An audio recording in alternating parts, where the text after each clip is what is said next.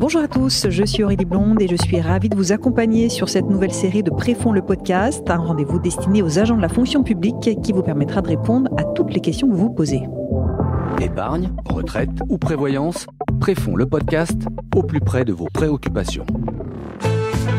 Très heureuse de vous retrouver pour un nouveau numéro de Préfonds le podcast. En ce début d'année, nous avons décidé de vous aider et y voir plus clair sur votre épargne avec deux produits dont on parle beaucoup et que l'on oppose souvent, le PER et l'assurance vie. L'avantage majeur du premier réside dans sa fiscalité quand le second bénéficie d'une plus grande souplesse. Alors comment choisir entre les deux? C'est ce que nous allons voir ensemble. Mais d'abord, vous le savez, nous avons interrogé les Français eux-mêmes. Connaissent-ils la différence entre ces deux produits? Écoutez leur réponse. Pour moi, il me semble que le PER est plus spécifique. On va être sur un contrat d'épargne qui va assurer une sorte de revenu complémentaire, mais une fois qu'on sera à la retraite. Par contre, en revanche, il me semble que l'assurance vie va être plus souple. Il y a sans doute des différences, en effet, d'un point de vue fiscal entre le PER et l'assurance vie, mais ça, malheureusement, je n'y connais absolument rien. Si j'ai bien compris, l'assurance vie permet de placer un capital. Donc c'est vraiment un outil de placement, c'est un produit bancaire, un produit bancaire et d'assurance, et qui permet d'être débloqué en cas de souci d'ailleurs ou en cas de pas souci, parce que ça peut être débloqué par soi mais aussi par une personne qui est légataire de l'assurance vie.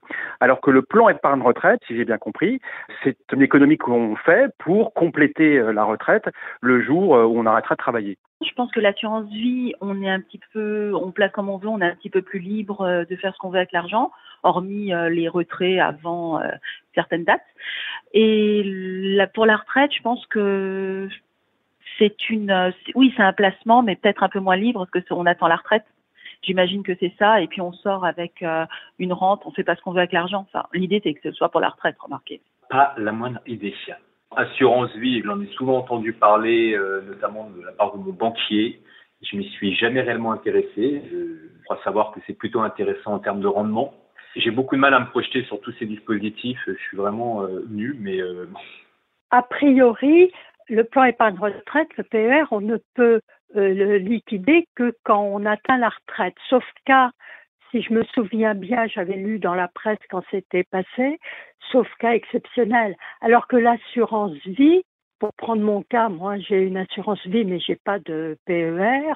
L'assurance vie, vous pouvez en sortir quand vous voulez. Au passage, j'ai jamais compris pourquoi ça s'appelait assurance vie. C'est une épargne, voilà.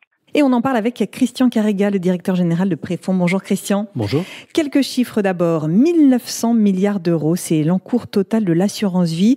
Un seuil symbolique qui a été franchi pour la première fois de son histoire en juin dernier. L'assurance vie qui confirme donc son statut de placement préféré des Français. Mais le PER gagne aussi du terrain. Moins de 4 ans après son lancement, il a déjà séduit plus de 5 millions de souscripteurs, 68 milliards d'euros d'encours. Alors Christian, avant de rentrer dans le détail, essayons de dresser le panorama en donnant d'abord une définition précise de ces deux placements. Alors précisément, finalement, l'assurance vie, c'est un contrat d'épargne qui permet d'épargner à son rythme pour financer un futur projet. Comme son nom l'indique, le plan d'épargne retraite est un produit d'épargne pour financer sa retraite. Ce qu'il faut avoir en tête, Christian, c'est que ce sont des enveloppes de placement et que toutes les assurances vie et tous les PER ne sont pas les mêmes. Comment fonctionnent-ils ? Alors évidemment, il n'y a rien de plus différent d'un contrat d'assurance vie d'un autre contrat d'assurance vie. Tout dépend de ce qu'on appelle les supports. Pour essayer de résumer, vous avez 3 types de supports. D'abord des fonds en euros. Un fonds en euros a un élément particulier, c'est qu'il apporte une garantie. J'ai placé 100 euros. Il y a des frais, j'ai la garantie que mon capital que j'ai placé, moins les frais, plus les intérêts, me rapportera. Il n'y a pas de perte. Deuxième type de support, ce qu'on appelle des unités de compte. Actions, obligations, voire immobilier. Là, il faut avoir en tête qu'on peut avoir une perspective de rendement plus importante, mais il y a un risque de perte en capital. Il n'y a pas de garantie que mon unité de compte sera au même niveau que le niveau lorsque je l'ai acheté. Troisième type de support, ce qu'on appelle des fonds à promesses, des fonds cliqués, il y a plusieurs appellations, qui finalement sont une sorte de pari sur l'avenir, avec un minimum de garantie. On suit un indice, et si l'indice atteint tel niveau, on est sûr que le capital sera remboursé, plus des intérêts majorés. C'est une complexité un peu différente. Pour le PER, c'est un peu pareil. Vous avez des PER avec du fonds euro, des unités de compte. Et dans les PER, il y a une autre particularité qui est celle du régime préfonds retraite, du PER préfonds retraite, c'est que il est en points. Et donc chez Préfonds, nous on considère que la retraite, c'est avant tout de la sécurité. Donc on a un régime en points qui fait que j'ai une garantie forte pour chaque euro versé. Je connais le montant de la retraite calculé à 60 ans et je sais que mon capital ne fera que progresser. Je n'ai pas la perspective de faire 15 ou 20% de rendement, mais j'ai la certitude que je ne ferai jamais moins que ce que j'ai investi. Par exemple, en 2023, le PER Préfonds Retraite a rapporté 2,90%. En quoi le PER et l'assurance vie sont-ils particulièrement adaptés à la retraite ? Alors, les deux ne sont pas forcément adaptés à la retraite. Comme son nom l'indique, pour la retraite, la bonne solution, c'est le plan d'épargne retraite. L'assurance vie, néanmoins, est souvent utilisée comme élément d'épargne en vue de la retraite, parce que c'est vrai qu'elle va permettre d'avoir une épargne régulière que je vais pouvoir débloquer au moment de la retraite. Mais si l'objectif premier, c'est le financement de la perte de revenus à la retraite, la bonne solution, c'est le plan d'épargne retraite.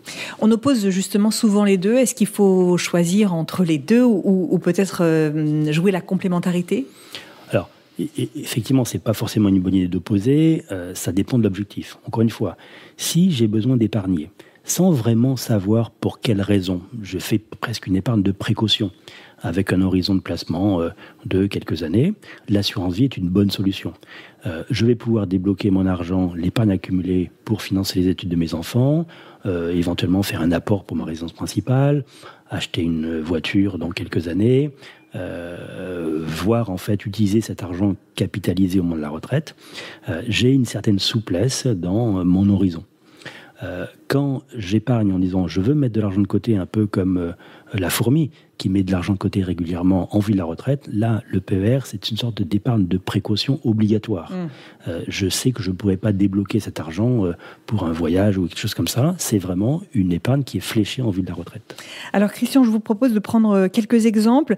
Peut-être un premier exemple. Allez, j'ai 40 ans, j'ai envie de mettre de l'argent de côté sans penser forcément à la retraite. Quelle est la meilleure option ? Alors d'abord c'est un bon exemple puisque on constate, nous, chez Préfonds, qu'en vue de la retraite, la moyenne d'âge des gens qui nous font confiance est autour de 40 ans. À 40 ans, le bon conseil, finalement, c'est d'épargner régulièrement entre 5 et 10% de son revenu et de privilégier une épargne régulière. Je mets en place un prélèvement automatique. Je prélève sur mon compte 45 € tous les mois qui permet d'avoir ce type de... Je mets de l'argent de côté, finalement, sans m'en rendre compte. Et surtout, ça a un impact si je le fais dans l'assurance vie, par exemple, parce que je vais un peu lisser les moments sur lesquels je rentre sur les marchés. Il faut acheter au moment où c'est le plus bas et ne pas acheter au moment où c'est le plus haut. En épargnant régulièrement, je lisse un peu les moments sur lesquels j'interviens. Donc le premier conseil à 40 ans, c'est entre 5 et 10% de ses revenus et privilégier une épargne régulière. Autre cas de figure, j'ai 50 ans, je n'ai encore rien mis en place pour m'assurer un complément de retraite. Et je me dis qu'il est temps. Vers quoi se tourner à ce moment-là ? Alors, si on parle retraite, ce qu'on constate chez Préfonds, c'est que la majorité de nos cotisants ont plus de 50 ans. Donc, c'est le bon âge, finalement, pour mettre de l'argent de côté. À 50 ans, c'est vrai que l'effort d'épargne doit être un peu plus important, puisque je vais, en fait, à 50 ans, je vais encore travailler pendant une quinzaine d'années, pour faire simple, et je vais toucher de l'épargne pendant une trentaine d'années. Donc j'ai plutôt intérêt à cotiser de manière un peu plus importante. Et là se pose un autre sujet qui est le sujet fiscal. Souvent on paye plus d'impôts à 50 qu'à 35 ans. Et donc l'avantage fiscal qui est propre au plan d'épargne retraite est utile à regarder. Si je cotise 100 et que mon taux marginal d'imposition est de 30, je vais faire 30 d'économie d'impôt. Donc il y a un intérêt fiscal après 50 ans. À 60 ans, est-ce trop tard pour opter pour l'une de ces deux options ? Non, je le dis toujours sous forme de boutade, mais c'est une réalité constatée en fait chez nos affiliés. Il n'est jamais trop tard. Même à 60, 62 ans, ça a du sens d'épargner en vue de sa retraite. Alors, il y a au moins deux raisons à ça. La première, elle est fiscale. C'est que je paye globalement beaucoup d'impôts à 60 ans. Donc, si je verse sur mon plan d'épargne retraite, je vais réduire le montant de mon impôt. Et la deuxième raison, elle est sur la durée. On a l'habitude de dire qu'en assurance vie, j'ai besoin d'épargner et de rester au moins 8 ans pour optimiser la fiscalité. C'est pas tout à fait la même mécanique sur le plan d'épargne retraite. Imaginons quelqu'un qui a 62 ans, il fait un versement important pour réduire le montant de son impôt, il va prendre sa retraite 3 ans après, il n'est pas obligé d'attendre 8 ans. Dans 3 ans, il va récupérer son capital, majorer des intérêts, en ayant fait une économie d'impôt à l'entrée, et en payant un impôt à la sortie qui sera moins important, puisque normalement, à la retraite, je paye moins d'impôts que quand je suis en activité. Autre question très importante, comment récupérer son épargne ? Alors, dans l'assurance vie, à tout moment, quand on veut. Le seul sujet, c'est la durée de détention qui va déterminer la fiscalité. Sur le PER, comme son nom l'indique, je récupère mon épargne au moment où je pars à la retraite. Donc je pars à la retraite, soit j'ai l'âge légal de partir à la retraite, 64 ans aujourd'hui, soit j'ai un titre de retraite. Par exemple, pas mal d'agents publics dits actifs, qui ont des métiers pénibles, les policiers, les douaniers, peuvent partir avant. Donc dès qu'ils ont un titre de retraite, ils peuvent bénéficier du PER. Donc le PER est bloqué jusqu'à la retraite, sauf des cas de coup dur, qui sont des cas alors qu'on souhaite à personne. Le décès du conjoint, une invalidité de deuxième catégorie, une liquidation judiciaire. Donc ça, ce sont des cas sur lesquels je peux récupérer mon capital en cas de coup dur. Et puis il y a une nouveauté qui a été introduite par la loi Pacte, qui est le fait que si j'achète ma résidence principale, là aussi je peux récupérer mon capital sur mon PER. Par contre, là, je suis fiscalisé évidemment. Mais voilà, l'assurance vie, c'est à tout moment. Le PER, c'est à la retraite, sauf quelques cas particuliers. Alors justement, parlons un peu de fiscalité avec là aussi peut-être 3 cas de figure. D'abord, lorsque j'épargne, quel est le plus intéressant des deux ? Alors, c'est toujours pareil, il n'y a pas de meilleure et de moins bonne solution. Tout dépend de ses objectifs. Si mon sujet, c'est de faire une économie d'impôt, j'ai intérêt à souscrire à un plan d'épargne retraite, puisque chaque fois que je verse sur mon plan d'épargne retraite, je vais réduire mon revenu imposable, donc le montant de mon impôt. La contrepartie, c'est qu'à la sortie, je paierai de l'impôt. Mais normalement, on est encore une fois moins imposé à la retraite qu'en période d'activité. Par contre, l'assurance vie, il n'y a pas d'avantage fiscal à l'entrée. Je verse 100, c'est $1 sur ma feuille d'impôt. Mais à l'inverse, l'épargne et le capital et les intérêts accumulés seront moins imposés au bout de 8 ans sur l'assurance vie. Autre cas de figure, lorsque je récupère mon épargne, qu'en est-il pour le PER ? Alors, avant de parler de la sortie, j'ai peut-être pas été assez précis sur l'avantage fiscal de la cotisation au PER. Lorsque je cotise mon PER, tout le monde a en tête, je réduis le montant de mon revenu imposable, donc le montant de mon impôt. Il y a néanmoins un plafond, donc je peux au maximum verser jusqu'à 37 094 € sur mon PER pour optimiser mon avantage fiscal. La bonne méthode, c'est d'aller voir son avis d'imposition. On a tous reçu ça en septembre. Et donc là, on lit de manière claire à la dernière page, le plafond de l'épargne retraite, c'est le montant maximal de l'épargne que je peux accumuler pour avoir l'avantage fiscal maximum. À la sortie, lorsque je suis sur un plan d'épargne retraite, que j'ai choisi l'avantage fiscal à l'entrée, à la sortie, je vais payer de l'impôt sur le capital plus les intérêts que je perçoive sur le capital de rente, je vais payer de l'impôt à la sortie et je suis également soumis aux prélèvements sociaux. La différence, c'est que le taux marginal d'imposition quand je suis à la retraite est normalement plus bas que quand je suis en activité. Donc le gain fiscal se fait sur le delta finalement entre les deux taux d'imposition. Quand je sors sur l'assurance vie, le montant de l'impôt que je vais payer sur les intérêts va dépendre de la durée de détention.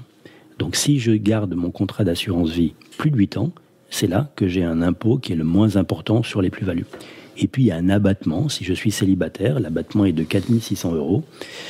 Donc si je suis célibataire, je ne suis imposé qu'au-delà des 4 600 premiers euros d'intérêt. 4 600 € pour un célibataire et pour un couple ? Pour un couple, c'est 9 200 €. Et donc, je ne paierai de l'impôt qu'au-delà des 9 200 premiers euros d'intérêt. Dernier cas de figure, en cas de décès, que se passe-t-il d'abord avec l'assurance vie ? Alors, sur l'assurance vie, tout dépend de l'âge auquel j'ai fait mes versements. Si j'ai fait des versements avant 70 ans, les sommes payées par l'assureur font l'objet d'un abattement de 152 500 € par bénéficiaire. Et au-delà, c'est de 20% jusqu'à 700 000 €. Après, c'est un peu différent. Par contre, si les versements ont lieu après 70 ans, là, les sommes payées par l'assureur font l'objet d'un paiement. On paye les droits de succession sur la fraction des cotisations qui sont supérieures à 30 500 €. Par contre, les intérêts, eux, sont exonérés. Et le PER ? Alors, sur le PER, ce qui est important, c'est l'âge auquel je décède. Globalement, lorsque je décède après 70 ans, il n'y a pas de fiscalité sur les sommes perçues par mon conjoint. Comment investir responsable ? Quels sont, Christian, les points forts de l'offre Préfonds ? Alors, chez Préfonds, on est très attaché à cette notion d'investissement durable, de finance responsable. Sur le PER, depuis 2011, on a adopté une charte d'engagement sur la finance responsable qui fait que je peux dire aujourd'hui que le régime Préfonds retraite, il est géré de manière responsable. Sur l'assurance vie, pareil, c'est un élément important pour nous. Donc là, on va regarder quelle est, dans les unités de compte, celles qui bénéficient d'un label, celles qui peuvent acquérir, sur lesquelles on peut dire qu'il y a ces responsables. 100% des unités de compte qui sont dans les dans la gestion sous mandat du contrat préfonds vie responsable ont au moins un label. Et alors, l'ACPR est très regardante. L'ACPR, c'est l'autorité de contrôle qui vérifie la manière dont on fait de la publicité pour éviter qu'on fasse n'importe quoi. Et l'ACPR a édicté des règles qui font qu'on peut ou pas dire qu'un contrat d'assurance vie est responsable. Et dans le cas de la gestion sous mandat du contrat préfonds vie responsable, je peux dire que tous ces profils de gestion sont responsables au sens édicté par l'ACPR. Christian, on arrive à la fin de cette émission. En conclusion, si je devais résumer nos échanges, il est important de ne pas opposer ces deux placements et surtout de bien définir ses objectifs. Oui, le principal sujet, c'est de se dire il n'y a pas un qui est meilleur que l'autre. Ça dépend de l'objectif qu'on se fixe. Et donc, il faut faire attention à cette idée de bien se poser les bonnes questions avant de choisir le placement. Chez Préfonds, on fait attention à ce qu'on appelle le devoir de conseil. C'est pour ça qu'on va poser une série de questions pour s'assurer que le placement qu'on propose correspond aux objectifs et au meilleur intérêt de nos affiliés. Ensuite, il me paraît important de faire attention à cette notion de finance responsable. On peut aujourd'hui montrer que sur longue période, finalement, quand j'investis dans des supports plus durables, j'ai objectivement une meilleure protection de mon épargne. Le troisième sujet, c'est les frais. C'est important d'avoir le moins de frais possible. Dans le cas du contrat d'assurance vie préfonds, par exemple, il n'y a pas de frais à l'entrée. Autre exemple, dans le cas du PER, quand vous allez récupérer votre épargne forme de rente, il n'y a pas de frais sur les arrérages. Je le dis parce que ce n'est pas toujours fait sur les autres produits d'épargne. Donc, 3 sujets. Quels sont mes objectifs ? Faire attention à avoir une épargne plutôt responsable. Attention aux frais. Voilà, vous savez tout sur le PER et l'assurance vie. Merci beaucoup Christian Carrega. Je rappelle que vous êtes le directeur général de Préfonds. On se retrouve très bientôt pour un nouveau numéro. Merci. Épargne, retraite ou prévoyance, Préfonds le podcast au plus près de vos préoccupations.